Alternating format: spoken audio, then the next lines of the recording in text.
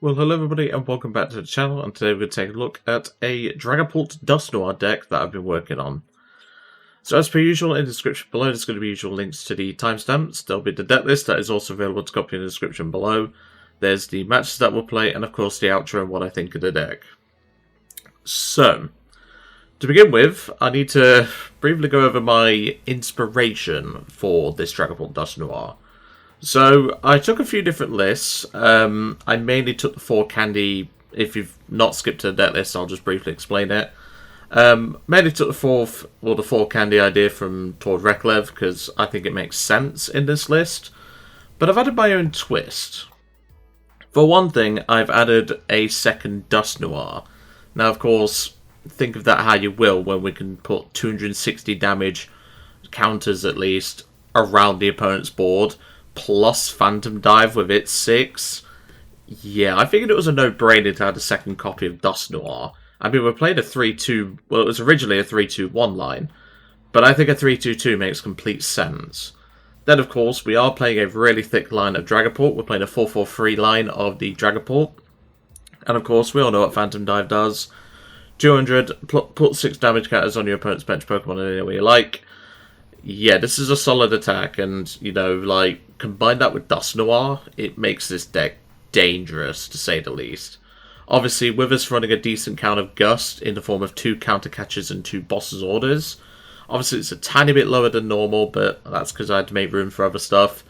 It makes this very, very dangerous, and honestly, this is disgustingly good. Of course, with the way PTCG Live has been treating me lately, it's not been, you know, like the best to test, and that's not the deck's fault. The deck's been constructed perfectly adequately. It's just PTCG Live being PTCG Live. It's had it out for me for the last couple of days, so I've not actually been able to record anything, but still. Let's go to the deck list, and let's have a proper look. And welcome to the deck list. So, like I said, I've used a few different Dragapult Dusknoir lists to obviously compile my own. As I said, I took Tord Reklev's one as the main inspiration for the 4 rare candy you can see here. But otherwise, I basically just took the counts that I saw and just found my own way with them in a way. Obviously, I've kept one of the Brock Scout-ins, I've kept 2 Hildas, but obviously I've added the second Dusknoir.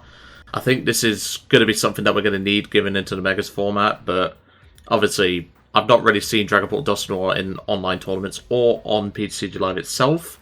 Obviously, everyone's playing the new Megas, but I think the way this deck can more comfortably beat those matchups is probably going to be a second Dusknoir. But anyway, 4 Dreepy, 4 Drakloak, and 3 Dragapult are our main attack force, shall we say. Obviously, we do have the option to attack with Bloodmoon Ursaluna and everything like that. 3 Duskull, 2 Dusclops, 2 Dusknoir, 2 Budew, 1 Latias, 1 Bloodmoon Ursaluna, 1 Hawlucha to obviously help with our math, and 1 Fez. We're then playing quad Iono in case we run into those pesky freaking Alakazam decks, which we can deal with them quite comfortably. 4 Lillies, 2 Boss, 2 Hilda to obviously find our Luminous, Basic Energy, and Neo, and obviously our evolutions. 1 Brock Scout to either get basics or an evolution. 4 Buddy Poffin, 4 Ultra Ball, 4 Rare Candy, 2 Counter Catcher, 2 Night Stretcher, 3 Luminous Energy, 2 Basic Psychic Energy, 1 Basic Fire Energy, and finally 1 copy of Neo Upper Energy SRA spec. This has been very fun to test, I must admit. Like, having the option to do 2 Dusknoirs in a turn is disgusting so far. Obviously, PTCG Live's not been the most generous, but that's pretty standard. It just seems it does that no matter how much consistency you put in. I bet if you had a deck full of, like consistency cards, you were playing a big basic deck, and you literally just go Energy Go Burr, you would literally just fail at that. I was playing Bolt on the casual ladder for my dailies last night, and even I struggled to get that thing going. So that just gives you an idea of how bad PTCG Live's been screwing me over lately, but it's not just me that's been screwing over, it's been screwing over everyone from what I've seen. But yeah, hopefully this deck can run like a trooper, because it has been, and hopefully we can get some Dusknoir plays off. So, let's get into some games, see how we do. And welcome to the first game. We have been slipping down the Arceus ladder a little bit. That's mainly due to, as I said, the PTCG Live thing. Yesterday, before I went to a job interview, spoiler alert, didn't get the job because the place was... I got red flags the moment I walked in. Yeah, so I tried doing some... I think what decks did I do yesterday? I tried to do Steven's Toolbox, which is a deck I've been working on. Hold on a second. Tried to do that. That didn't go very well because I ran into decks that just completely wore me and stuff like that. I'm trying to think off the top of my head. Ooh, mulligan, hold on. This is ceruledge. That should be okay. We're going second, we can itchy pollen and just start causing disruption. Like, we have that option. We're definitely going to take that mulligan. That's not too bad. Okay, Solrock in the active, that's fine. That does actually help our math later, this Solrock, so I'm actually happy with that. So as I was saying, I played, I think, 8 games yesterday. I tried Steven's Metagross Toolbox that I've been working on. I tried... What else did I try? I honestly can't remember all the deck lists. I know I tried Dengo with the rocks, because that's another one I've been working on. But yeah, it's been one of those sorts of things, like, you know, it's just been PTCG Live being PTCG Live, and look at this guy go! Jeez! Getting rid of a lot of supporters, though. 2 research, a boss, and a Briar gone already? Damn. And now a vessel. This guy's just popping off. 4 energy in the discard already. I mean, we knew Budew was not going to last long in this, but, you know, I'm at least hoping that the 1 boss discard means he ain't got one, so that's at least something. So let's get rid of you two. We don't need to worry about attaching an energy this turn, because we have the Neo Upper in hand. We've got 1 Duskull in the prizes. What about a Pult line? We've prized 2. We've got... No, they're both in hand. So we ain't prized any Dragapult, that's good. Not really prized any supporters neither. We've prized 2 Candy, that's going to be interesting. Obviously we're playing an Ultra Ball now. We prized 2 Poffin. We prized 1 Luminous. This is going to be rough. We'll just itchy pollen. Prizing 2 Candy is going to affect us quite badly in this matchup, because obviously we can't... We obviously can do our prize map and everything, but this is not going to be an easy matchup, especially with them having the option to just put on a Legacy Energy, which most lists are playing. So he's already up to 5 energy in the discard. And now he can take a Cosmic Beam KO, which feels bad. And there we go. Obviously, he couldn't play any items that turn, but he definitely can now. I needed to get another Dreepy down, because we're going to lose one. Alright, let's see what we get off the top. Lilies, that's actually pretty dang good. Because this hand is dead. Okay, I'll definitely take that. I wish we'd have had that Rare Candy in hand, though. Let's grab a Duskull. Do we need to grab that just to Budew? No, not right now. We can Hilda for Dragapult and then CC this later. It's not a big deal. Because we can go evolve here, Rare Candy Dusknoir, and start causing terror, which is what we want. We could potentially Hawlucha as well. So we have a lot of options in this turn, to be honest. We don't need to worry too much about this Solrock taking prizes early. Yes, it's going to be an issue, but we can at least put it into our favour. So 8 energy in the discard. That's already 190 with the ceruledge. It'll be 220 after this. Just hope we don't have Gus, because that'll make our plan a whole lot worse. Obviously, we can take out this ceruledge, and it feels bad to do so, but what we can do is we can go evolve to Dragapult, Hilda for the Neo Upper, Rare Candy Dusknoir, hit this, bench the Hawlucha. We've got options here, is what I'm trying to say. We have options. This is not a bad thing for us. If anything, this is a really good thing for us. So he's going to Super Rod back to ceruledge and stuff like that. I've just got to hope he doesn't have another Ultra Ball. There's a Carmine. If you can bench another Charcadet, that ruins my plan entirely, but kind of hoping he doesn't, because we could claw this back. And that's the power of the Dusknoir build. It can do this. And Abyssal Flames, we can do it. That's fine. So we'll promote the Drakloak. I mean, it doesn't really matter, because, you know, our board state is terrible. But you get my idea. So, well, there's a Duskull we can bench for afterwards. So let's recon first. We want our draw.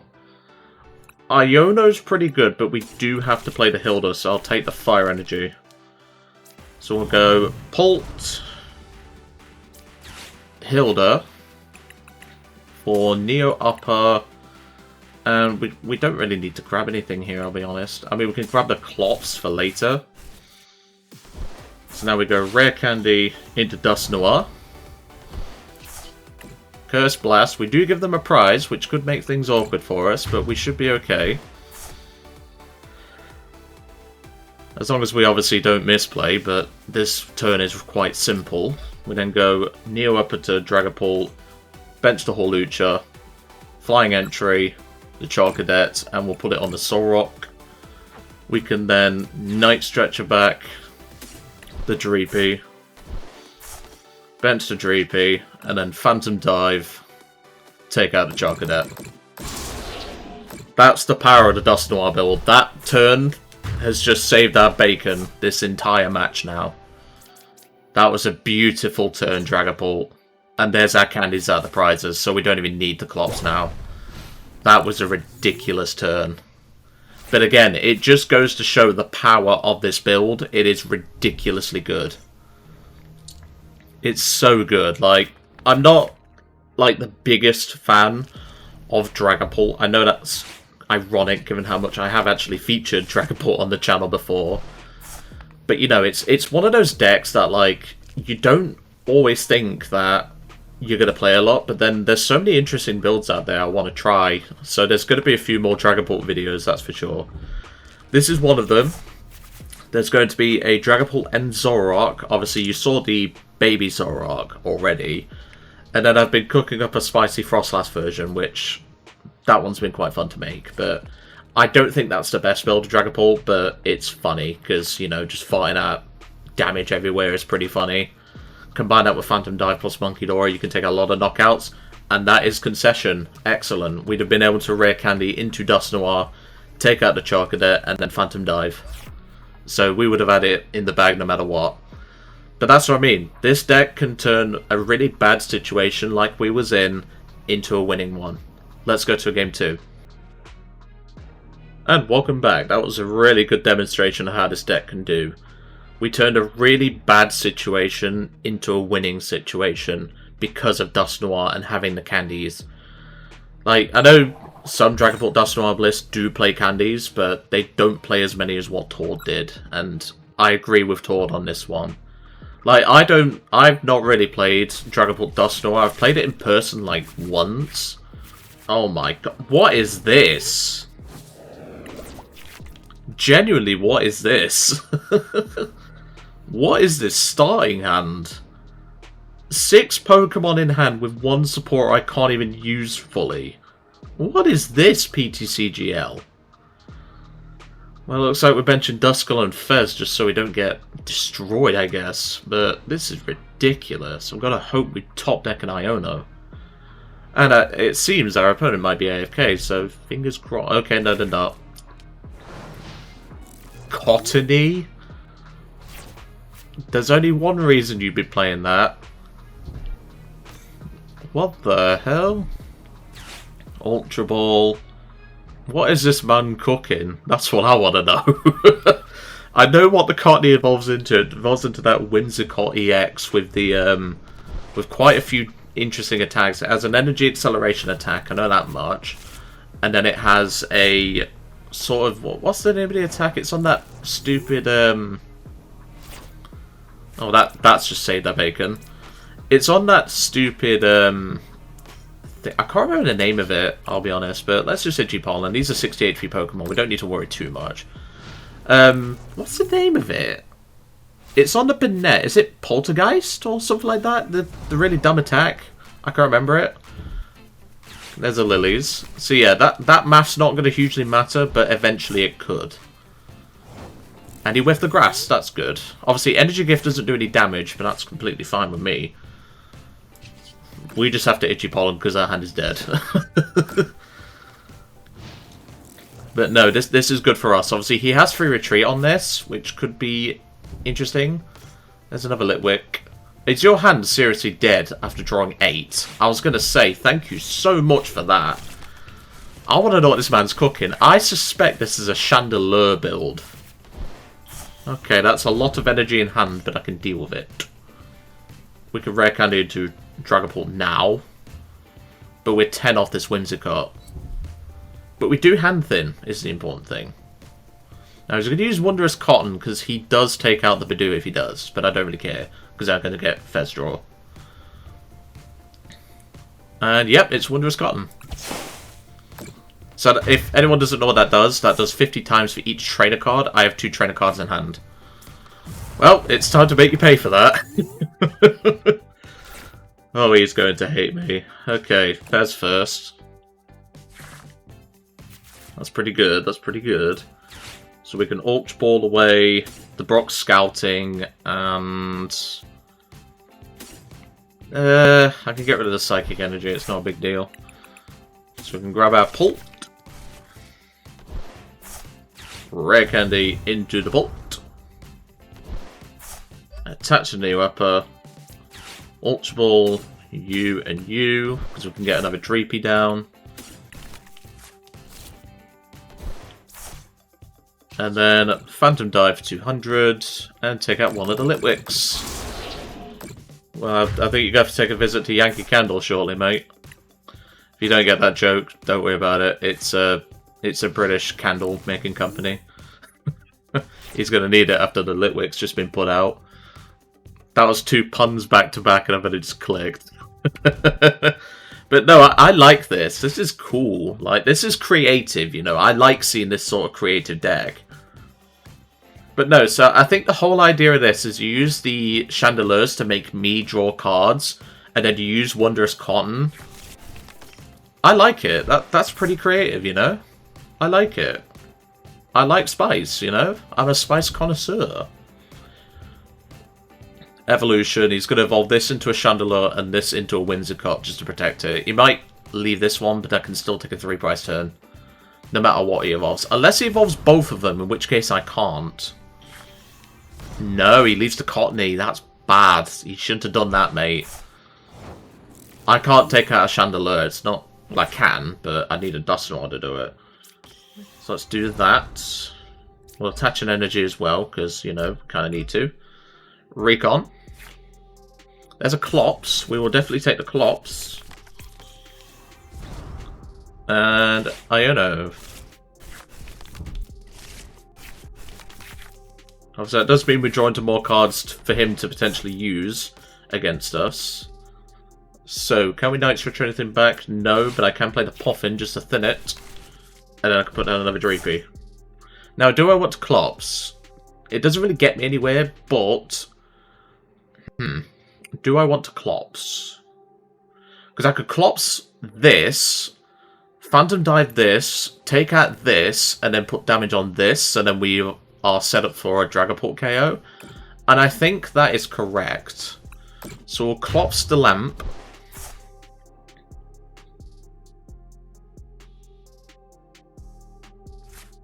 And then Phantom Dive, take out the Whimsicott, take out you, and set up you for a Pult.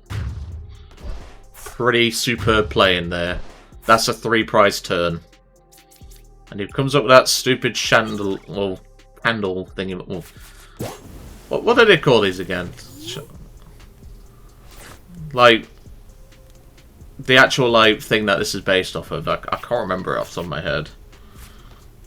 Okay, so there's the Mind Ruler. So he's doing 180 right now.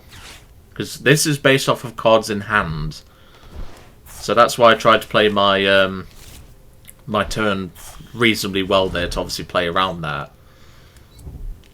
That's fine. Luminous Energy does nothing for him. And he can Mind Ruler for 180. That's fine.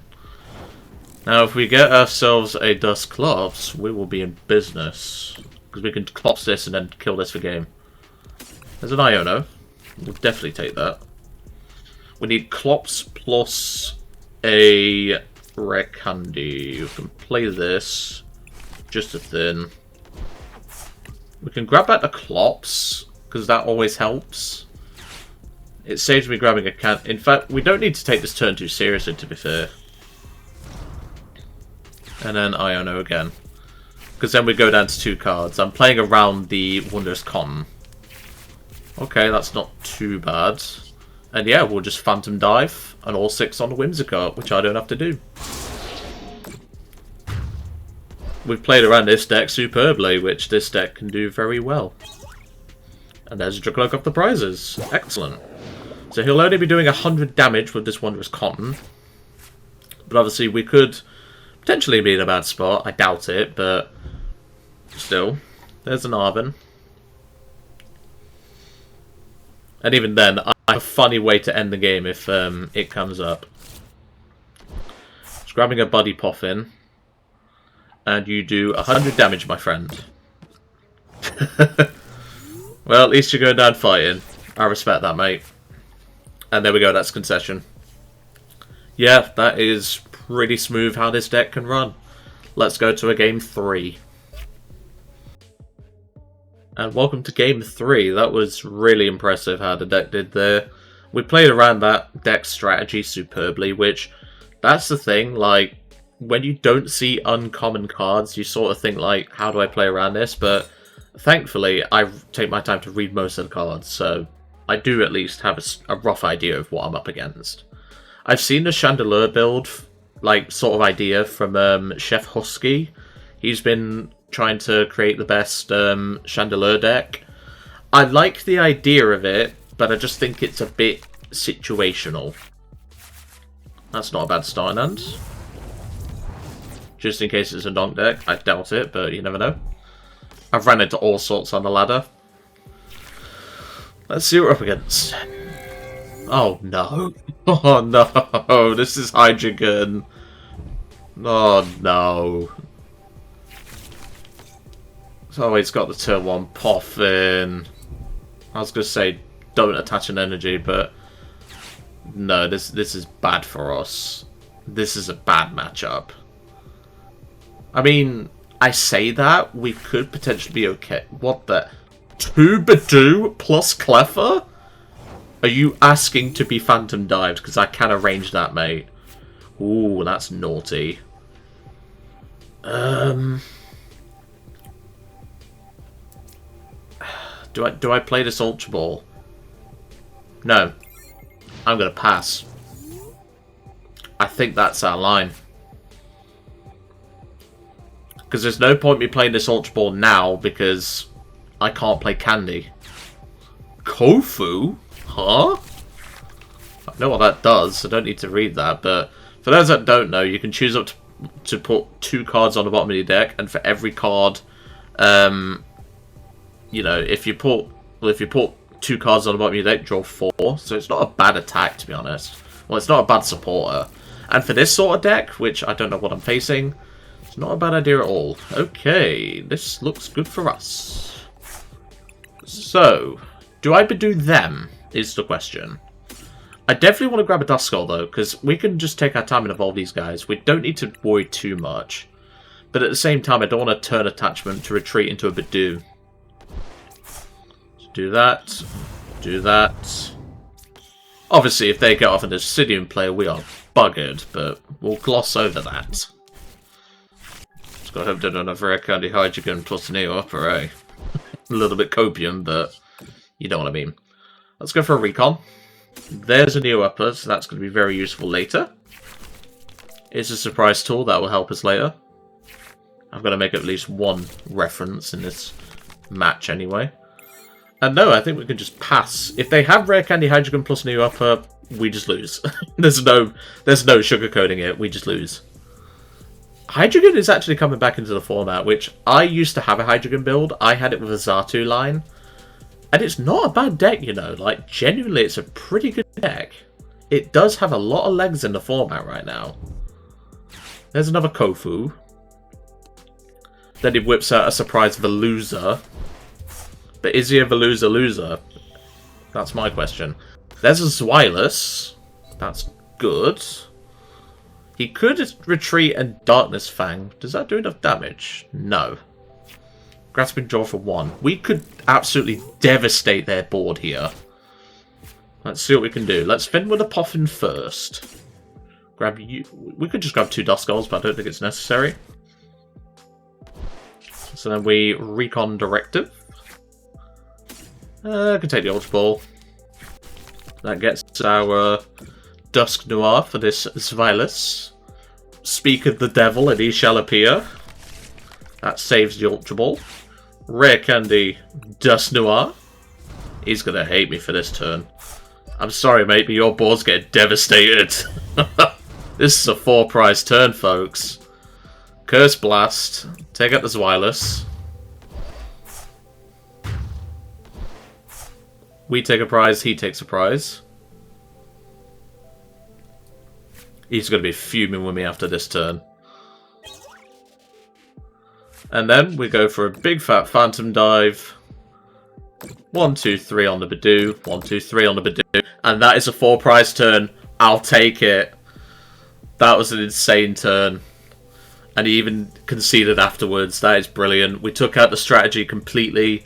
We delayed him thanks to the Ionos and stuff. And we was able to take a 4-prize turn there. Technically not, because the guy conceded before we could obviously do it. But yeah, I'm going to leave it at that. This deck is disgusting.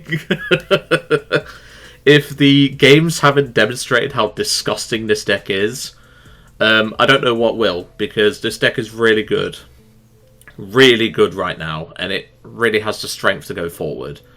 Like I said, I think the second Dusknoir just gives you so many more plays. I didn't even feel the need to price check. You'll notice I didn't price check really during any of the games. I price checked once. And that was more because of the... I think did I price check in the Whimsicott Chandelier matchup? I think I did, but that was about it. That's only because it's a matchup where I might need tech cards, and I might need Dusknoirs to obviously deal with stuff, but that was only the really time I felt the need to. Like, otherwise this deck really doesn't require you to. It's quite brainless, I'll be honest. You just go Candy Burr, Neo Upper, bang, and just start blowing up your opponent's board. And that's why I added the second Dusknoir, because like I said, it really gives you so many more plays thanks to the Quad Candy. And like I said, if you don't like the fact that I'm playing 2 Dusknoir, you can easily just take it out and add something like, I don't know, a Jamming Tower. But honestly, this list is disgusting and is very good. It's one of those decks that, like, I think we're going to see it around in the format until it rotates. It's one of those sorts of decks. Obviously, we have got Mega Charizard, Mega Sharpedo, stuff like that coming. But, you know, it's going to be one of those decks that I think is going to be a thorn in everyone's side until Dragapult rotates in H-Block. But anyway, I'm going to leave it all to it for today. I really hope you enjoyed seeing Dragapult Dusknoir and also the spicy Whimsicott Chandelier deck that we faced. That was really fun. And I'll see you next time.